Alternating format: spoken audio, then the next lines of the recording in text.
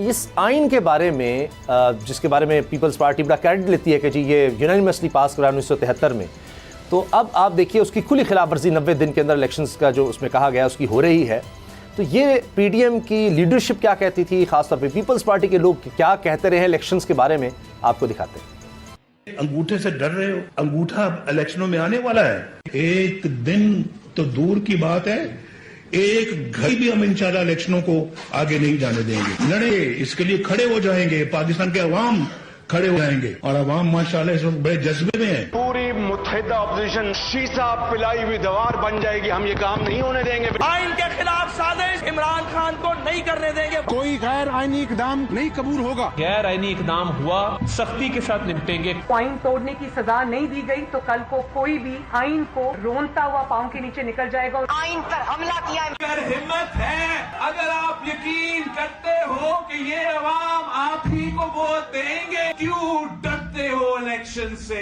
آئین پہ حملہ کریں گے تو ہمیں ایک لات مار کے آپ کا حکومت کرا دیں گے. ہم 1973 کی آئین پہ آنچ نہیں آنے دیں گے. آئین امانت ہے بھٹو کا. اس خون سے یہ دستور بنا ہے اور ہم نے اس دستور کو بچانا ہے. آپ گواہ ہو، بھٹو شہید نے سرزمین پہ آئین دیا. شہید ذوالفقار علی بھٹو ہمارا آئین کا بانی ہے، اس پہ ہم فخر کرتے ہیں.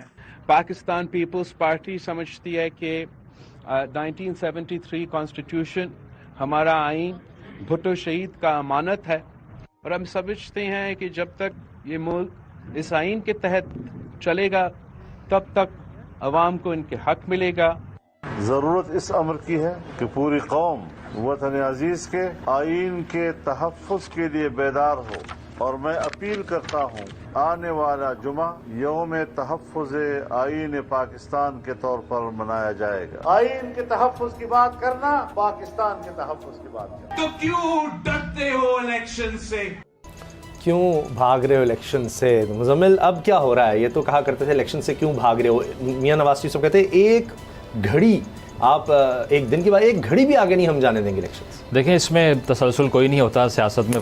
پاکستان کی خاص طور پہ نظریہ تو دور دور تک انوالو نہیں ہوتا. اس میں صرف یہ ہوتا ہے کہ کس ٹائم پہ کون سا سچ جو ہے وہ ہمیں سوٹ کر رہا ہے. پیپلز پارٹی اور نون لیگ کی پوری تاریخ ہے. آپ دیکھیے نون لیگ کو جب آئی جے آئی بنی 90s میں تو بنایا اس لیے تھا کہ پیپلز پارٹی کا زور توڑنا ہے. اور احتساب بیورو کے واقعات بھی ہمیں یاد ہیں، بے نظیر صاحبہ کے خلاف کیسز بھی ہمیں یاد ہیں.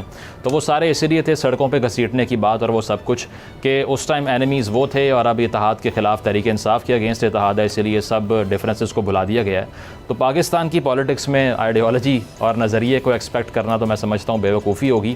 بے شک عمران خان صاحب ہوں، دوسرے سیاستدان ہوں، پرانے کلپس نکالیں گے، آج کے نکالیں گے، زمین آسمان کا فرق ملے گا آپ کو. تو نظریہ جو ہوتا ہے وہ کنسسٹنٹ ہوتا ہے، اور جو نظریہ ضرورت ہوتا ہے وہ صرف موقع کی مناسبت سے اپنی آئیڈیالوجی کو تبدیل کرنے کا نام ہے. تو اسی لیے حیرت تو نہیں ہوئی مجھے یہ کلپ سب سن کر. اور آج جو پارلیمنٹ کے اندر گفتگو ہوئی، بلاول صاحب نے بھی جو باتیں کیں، شہباز شریف صاحب نے بھی کہا کہ آپ ہمیں تو بڑے مشورے دیتے ہیں کہ کابینہ سے مشاورت کریں، آپ بھی اپنی کابینہ سے مشاورت کریں. تو انہوں نے اپنا مائنڈ بھی کلیئر کیا کہ اسی لیے ہم لیجسلیشن چاہ رہے ہیں. تو انفارچونیٹلی یہی ہے کہ کانسٹیٹیوشن کو رول بیک جب پاور میں ہوتے ہیں کر دیتے ہیں.